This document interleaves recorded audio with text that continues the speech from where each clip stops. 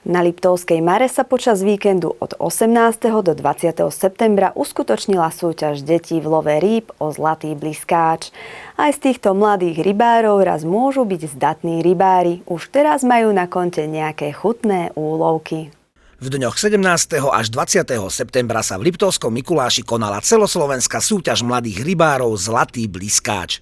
Táto súťaž pozostáva z praktických, ale aj teoretických vedomostí. Zastúpenie v nej mali aj mladí liptovskí rybári. My máme 4 chlapcov, ktorí súťažia. Momentálne tento rok začíname novými deťmi, ktoré sú prvýkrát na súťaži, takže výsledky budú v rámci nejakých možností. Praktická časť súťaže prebiehala aj na Liptovskej Mare. Teraz momentálne súťažíme v LRU Plávaná.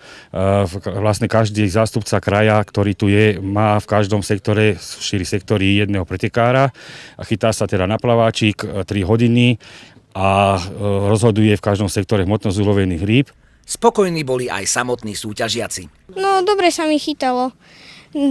Chytal som na 2 biče a bolo to proste dobre. Chytalo sa mi dobre a tiež sa mi to aj pekne páčilo. Chytanie bolo veľmi dobré, páčilo sa mi to, som chytil dobré miesto a veľkú hĺbku, takže sa veľmi darilo. V sobotu Zlatý bliskáč pokračoval v Bobrovci na futbalovom štadióne. Súťažiaci si zmerali sily v rybolovnej technike, po ktorej nasledoval vedomostný test. A ako to nakoniec skončilo? Zvíťazilo družstvo z Bratislavy, druhé miesto patrilo Považskej Bystrici a z 3. miesta sa tešili Piešťany. Naše mladé družstvo obsadilo krásne 6. miesto. Mladí rybári z celého Slovenska dokázali, že o rybárstvo, čo sa týka budúcnosti, sa nemusíme obávať. Domov odchádzali všetci spokojní a plní zážitkov. Pre televíziu Liptov Rastislav Percian.